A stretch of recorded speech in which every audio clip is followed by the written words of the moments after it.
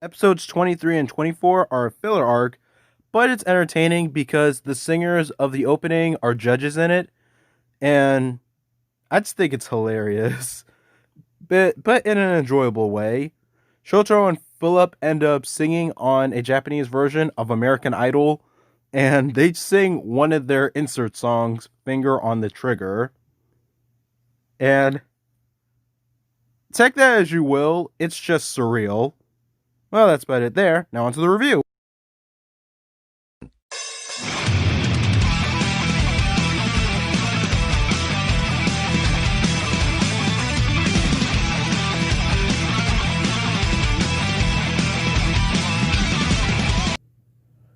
Kirihiko's exit was fine. As a villain, he of course saw things differently for a bigger goal. And yet he never went back on any of his morals. He was a fine character, we just didn't get a lot of him. And up till now, he's basically been the only one willing to go out in the field to actually fight W. But as one character leaves, a new one steps in. Episodes 19 and 20 mark the introduction of our secondary writer and my favorite character, Ryuteru, a cop, a superintendent to the Futo police. He was just transferred to Jin and Makoto's team, so he specializes in dopant cases, but overall, he's a man who doesn't take questions. In episode 19, Ryu is transferred to Futo and has been watching W up till now because he has a personal connection to the dopant crime wave. And we soon meet his benefactor, Shroud, a very important character that we'll get to sooner. Okay, I can't talk now. Anywho, Shroud drops off Ryu's driver, and he's KamenRider Axel. Let's talk about his suit. I really like it. I like it a lot more than W's. At first, I thought the suit was bulky all around, but once I saw that cutoff for the chest armor, I started to like it a lot more because there are more details all over that are just nice to see. One thing that is into question, though, are those shoulder pads and how floppy they are. Which, speaking of which, yeah, that's right, Axel can also turn into a motorcycle. Because, okay, apparently. Speaking of which, since I brought that up, might as well talk about W's motorcycle too, the hard boiler. I don't really talk about rider machines that often, so why not? I'll try to do it more. But anywho, yeah, W's bike. It's alright, I guess. I mean, it's just a sports bike, and all the special features to it are just attachments. Like, it could fly, travel on water, and what else? It has like a engine boost or something for it to move faster, I think. But yeah, just thought I'd bring that up because maybe it's just me, but in like, I don't know, later, I feel like KamenRider seasons nowadays, or at least before, during 01 and whatnot, hopefully this will change in Saber, that riders nowadays don't really seem to use their rider machines. They just use it once, and that's about it. Or at least in 01's case, yeah, I'm not gonna lie. Now, I think I'm talking about more in... I think I'm talking about... Actually, for rider machines right now, this bike is actually used quite a bit, and I like that because they're Kamen riders, so motorcycles makes sense.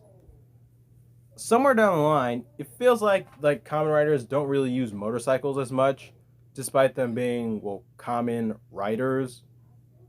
Because hell, this show actually uses its motorcycle a lot. What else? What other shows did? And I think I'm talking more on Neo Heisei, maybe. But let's see here. W uses his motorcycle a lot. Build uses his motorcycle a lot. I'm looking at U2, Zio, and 01. They have motorcycles, but they just really don't...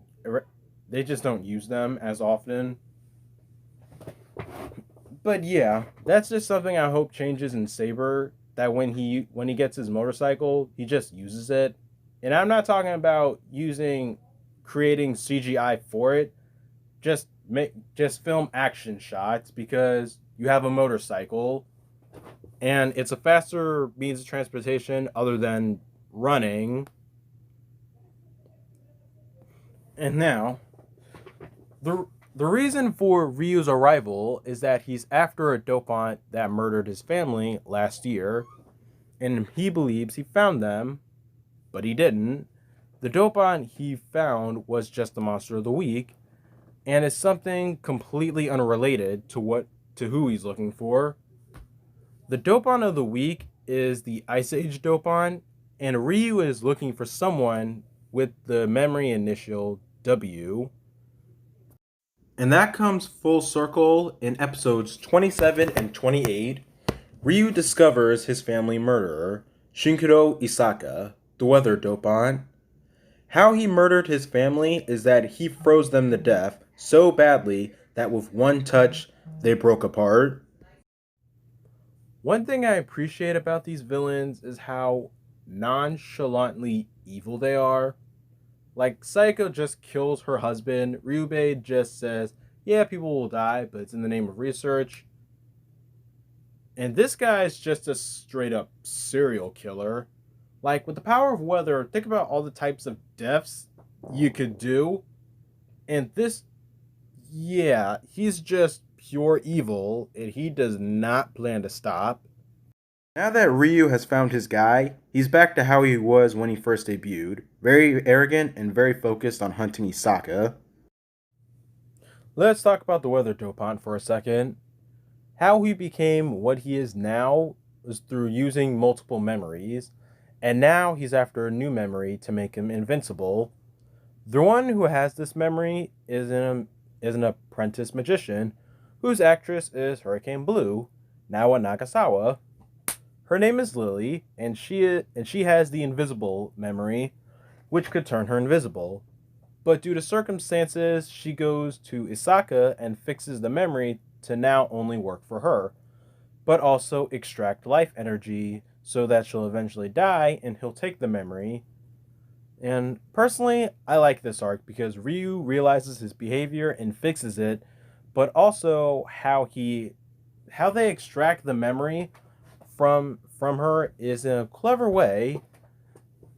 Like, how they do it is that first they kill her, but then use electricity from Axel to shock her back to life. So they don't really kill her, they just stop her heart to fool the memory. That way they can get it out of her and break it. And so after that, Lily is fine, and Isaka stays on as a new villain and a guest at the Sonozaki household. In episode 30, while a filler arc, there was a certain memory that came to Philip's aid when Isaka was after him, the extreme memory, a bird. Because they call it a bird. It digitizes Philip into itself and saves him until Shotaro needs him again. Philip also meets Shroud for the first time and warns him to stay away from Shotaro and considers him no longer needed for W. And it's something that stays in Philip's head for the next 2 episodes. In episodes 31 and 32, the story starts off with an old client of Shokichi's fresh out of prison, hoping to meet him again for business, and he is made aware of his passing. Their business that they left undone was the involvement of a dopant in an armored truck. Isamu, which is the man's name, goes out to see some old friends that turned out to be the robbers. Isamu went to prison instead of the robbers because he had feelings for the female robber. That was an incredibly stupid thing to do. And even for Shoichi to know about that and to keep his mouth shut, I'm not a detective myself, but I'm pretty sure that's breaking some ethics. Especially when she's later revealed to be a dopant, which they all did not know. Or at least, yeah. Why haven't I bothered to talk about some of the 2-part stories lately? Mainly because they don't matter in the long run. But in this case, this is the final form debut, and this episode decides to discredit Shotaro as a dope especially when in combat, W is starting to short circuit because Philip is starting to evolve and Shotaro purposely can't keep up as the right half of W. But the truth is, Shotaro's not what everyone says he is. He's competent and fully aware of the actions he makes to spare or give them time. When everyone on occasion calls him half-boiled, it's meant as an insult, when really, that's a strong suit for why he's a good detective. But hey, Shotaro's not stupid enough to go to jail for a girl. Where I won't defend him is when he approaches the female robber to convince her to turn herself in, with her memory in his hand that he doesn't break to avoid close death. Philip, on the other hand, throughout this time has been a dick to Shotaro about his short-circuiting, but they do make up later to save Ryu, who's gone out on his own, and they have achieved their final form, Cyclone Joker Extreme. And hot? This form is cold. Like, it looks cold. Like, everything is so metallic now. From not just that, I like everything on this suit. It is icy. And what can Cyclone Joker Extreme do? It can basically look up their opponents and find weaknesses on them for them to exploit and use the full power of their guy memories to beat them. And not only that, their weapon that they get is a sword and shield, to which they do it with, and they could use straight up how many memories? Multiple memories at once. I'm trying to think about how many slots there are on it. But the point is, they can use multiple memories in this form as well. And it is just sweet. And I will say one thing though. While they do use multiple memories in this form, they only use like Philip's memories, like Cyclone, Heat, and Luna. I wonder why they don't use Shotaro's other memories as well, like, I don't know, Trigger and Metal. I'm just curious. But the point is, this form is fly. It is just awesome looking as hell. Yeah, pretty much. It's awesome looking. And whoo! That's the final form debut.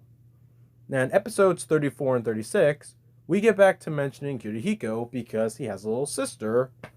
Before he died, he called his sister and told her about the Narumi agency right before he died.